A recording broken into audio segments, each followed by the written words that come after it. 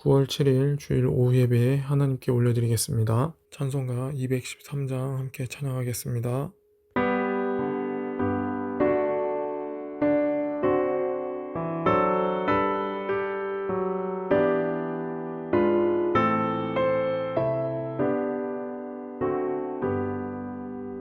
나의 생명 드리니 주여 받아주셔서 세상 살아갈 동안 찬송하게 하소서. 손과 발을 들이니 주여 받아주셔서 주의 이름을 위하여 민첩하게 하소서. 나의 음성 들리니 주여 받아주셔서 주의 진리 말씀만 전파하게 하소서.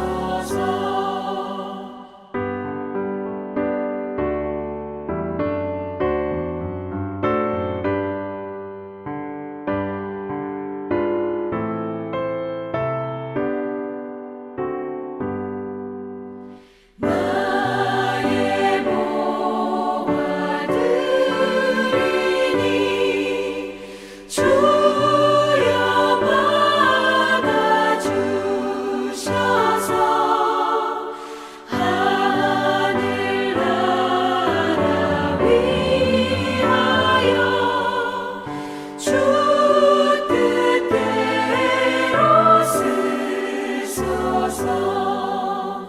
나의 시간 드리니 주여 받아주셔서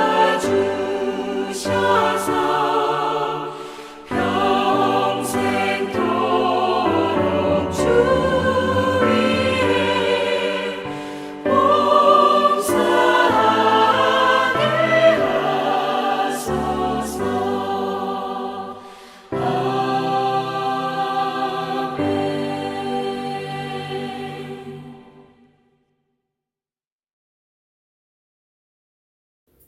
오늘 함께 나눌 말씀은 로마서 12장 1절 말씀입니다. 그러므로 형제들아 내가 하나님의 모든 자비하심으로 너희를 권하노니 너희 몸을 하나님이 기뻐하시는 거룩한 산 제사로 드리라. 이는 너희의 드릴 영적 예배니라. 아멘. 오늘 함께 나눌 말씀의 제목은 드립니다입니다. 우리는 흔히 드립니다라는 말을 내가 하나님께 무엇을 하거나 바치는 것이라고 생각하는 경우가 많습니다. 헌신, 섬김, 물질, 봉사 같은 것들을 떠올리죠. 물론 이러한 의미도 있지만 이렇게만 이해하면 율법적이고 도덕적인 기준의 드림이 되고 맙니다. 이런 생각을 가지고 있는 사람들은 대개 내가 하나님께 구원이라는 선물을 받았으니까 이젠 내가 갚을 차례야 하면서 하나님과 기브앤테이크식의 관계를 맺으려고 합니다. 마치 큰 액수의 대출을 받고 그걸 남은 인생 동안 갚아나가는 식으로 생각하는 것입니다. 이것은 하나님께서 거저 주시는 은혜를 짓밟는 것과 같은 것이고 우리 신앙생활에 큰 짐을 지워주는 것과 같습니다. 그런데 오늘 본문을 보면 어쩌면 더 큰 부담을 주는 말씀처럼 보입니다. 여기 보니까 하나님께 드리는데 너희 몸을 산 제사로 드리라고 했습니다. 자칫 이 말씀을 오해하면 하나님이 나를 구원해 주셨으니까 이제 내 몸을 불살라서 빚 갚듯이 그 대가를 치루라는 뜻으로 이해하기 쉽다는 거예요. 그러나 오늘 말씀은 결코 그런 의미가 아닙니다. 오늘 말씀을 통해서 우리가 하나님께 우리 자신을 드린다는 것이 어떤 의미인지, 어떻게 우리 자신을 하나님께 드릴 수 있는지를 함께 생각해 보고자 합니다. 먼저 오늘 본문을 보시면 그러므로 하나님의 모든 자비하심으로 너희를 권하노니 라고 하면서 시작합니다. 그러니까 하나님의 자비하심을 전제로 어떠한 권면을 하겠다는 거예요. 그러면 여기서 말하는 하나님의 모든 자비하심은 어떤 것입니까? 그것은 바울이 앞서 기록한 1장부터 11장까지의 내용을 가리킵니다. 1장부터 11장의 내용을 풀어서 말하면 다음과 같습니다. 모든 인간은 하나님 앞에 범죄하여 하나님의 진노 아래 놓인 죄인이다. 하나님 앞에 이미 죄로 죽었기에 그 안에는 생명이 없다. 따라서 죄인은 이 땅에서 죽음을 살다가 영원한 죽음, 영원한 멸망에 이르게 된다. 이것이 죄인의 운명이다. 그러나 하나님은 죄로 죽은 우리를 내버려 두지 않으시고 독생자 예수를 십자가에서 대신 죽게 하심으로 우리를 살리셨다. 그리고 그리스도께서 이루신 그 대속의 은혜를 마음으로 받아들이고 입으로 고백하면 하나님께로부터 의롭다 하심을 받고 영원한 생명을 선물로 받게 될 뿐만 아니라 그리스도와 연합된 새로운 존재가 된다. 하나님은 그 구원의 은혜를 택하신 백성에게 주셨다. 이것이 오늘 성경이 말씀하는 죄인들을 향한 하나님의 자비하심입니다. 한마디로 너희가 예수의 죽음으로 하나님의 소유가 되었다는 거예요.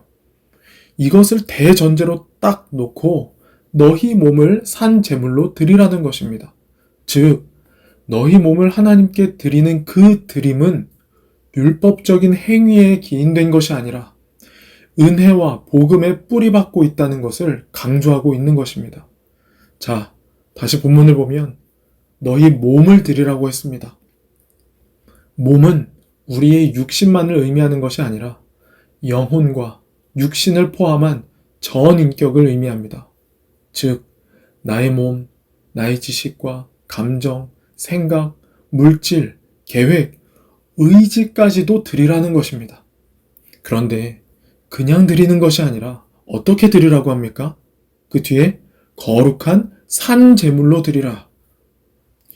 여러분, 성경에서 거룩한 산 제물은 딱 한 분밖에 없습니다. 그분이 누구십니까? 예수 그리스도뿐입니다. 예수님만 살아있는 제물이 될 수 있습니다. 왜 그렇죠? 앞에서 말했습니다. 모든 인간은 죄로 죽었기 때문이에요. 이미 죽은 자가 어떻게 살아있는 제물이 될 수 있겠습니까? 온 우주에 죄 없으신 분, 영원한 생명을 가지고 계시면서 자기 자신을 제물로 드릴 수 있는 분은 누구밖에 없어요? 예수님밖에 없습니다. 그래서 베드로전서 1장 19절에 보니까 오직 그리스도만이 흠없고 점없는 어린 양 제물이라고 했습니다. 그래서 에베소서 5장 2절에 예수님을 하나님께 드려진 향기로운 제물이다 라고 말씀합니다. 예수님만이 하나님께서 기뻐 받으시는 향기로운 산 제물이 되신다는 것입니다. 그러니까 너희 몸을 거룩한 산 제물로 드리라는 말은 뭡니까? 그리스도께서 거룩한 산 제물이 되어 자기 자신을 드리셨고 하나님은 그 그리스도를 향기로운 제물로 기쁨의 제물로 받으셨으니 그리스도를 믿음으로 그와 연합된 너희도 그리스도의 드려짐에 동참하여 하나님이 기뻐하시는 제물로 연합될 것이다 라는 말씀이에요.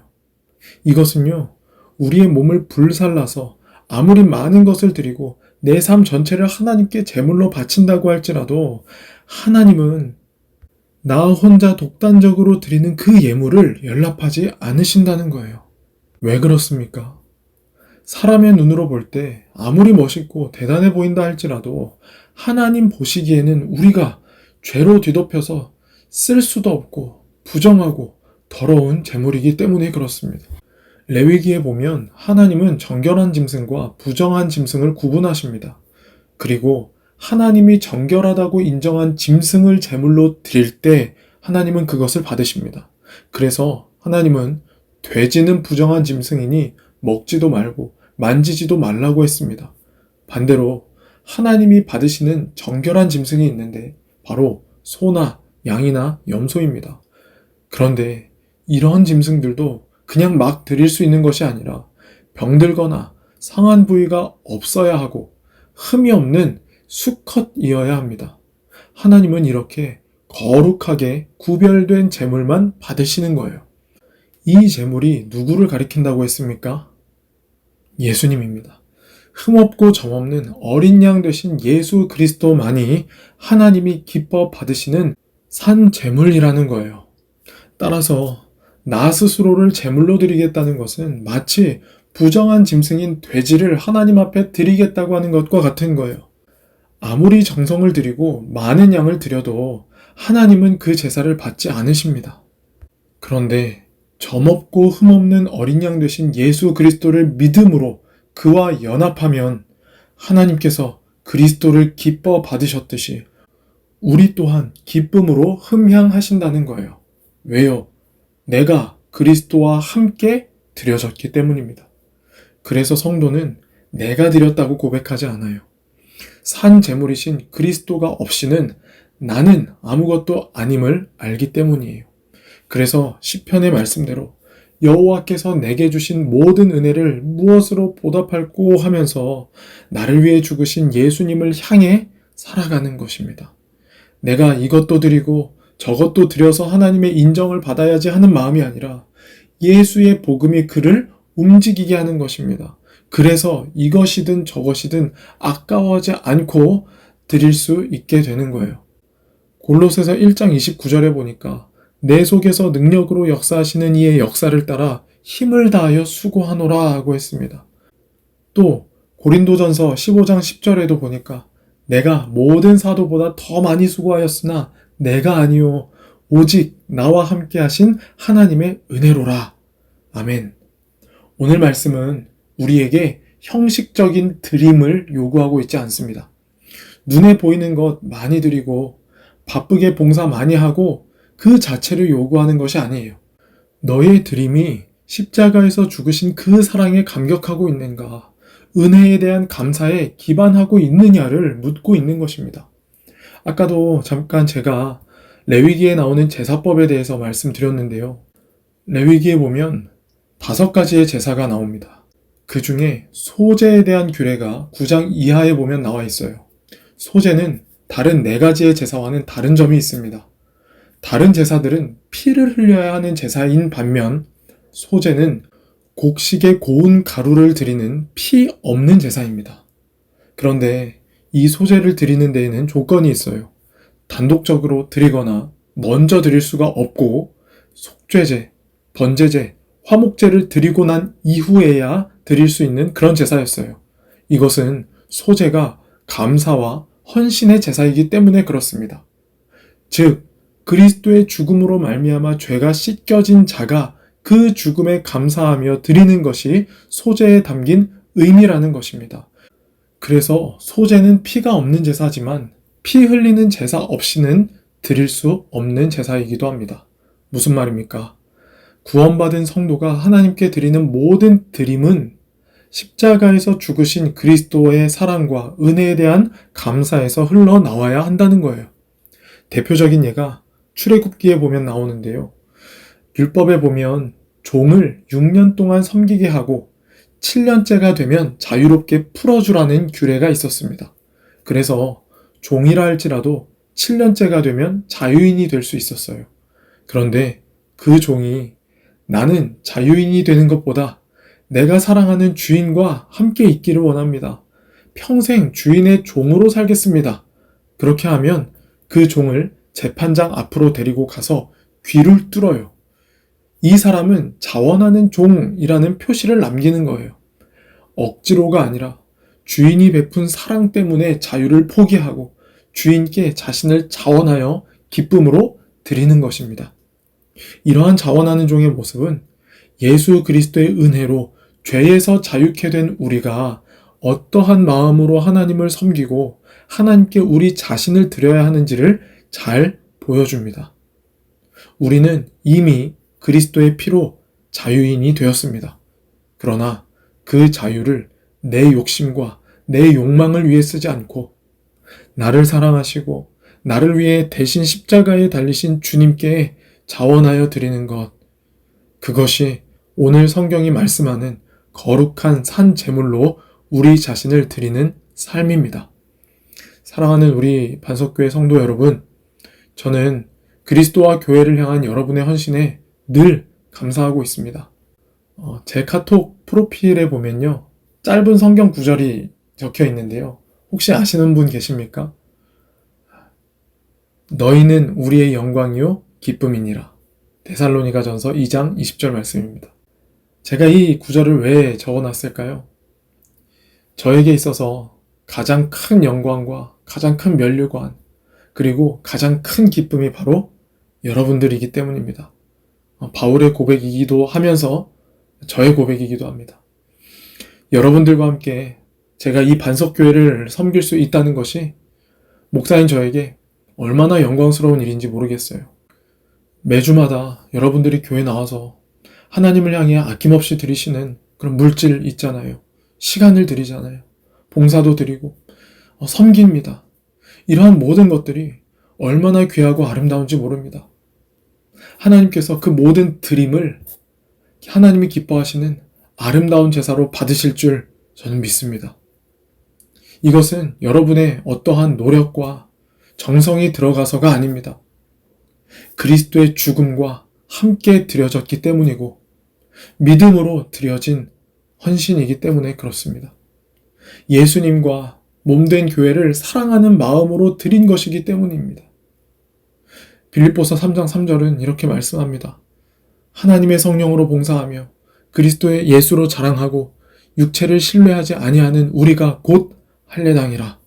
아멘. 저는 우리의 예배가 이러한 모습이 되기를 소망합니다. 여러분의 육신을 자랑하지 않고 오직 예수만을 자랑하시고 성령의 능력을 의지하며 드리는 여러분들의 모든 삶이 되시기를, 하나님 받으시는 거룩한 산 제물로 드려지시는 여러분의 삶 되시기를 주님의 이름으로 축원합니다. 오늘 주신 말씀 기억하며 함께 통성으로 기도하시겠습니다.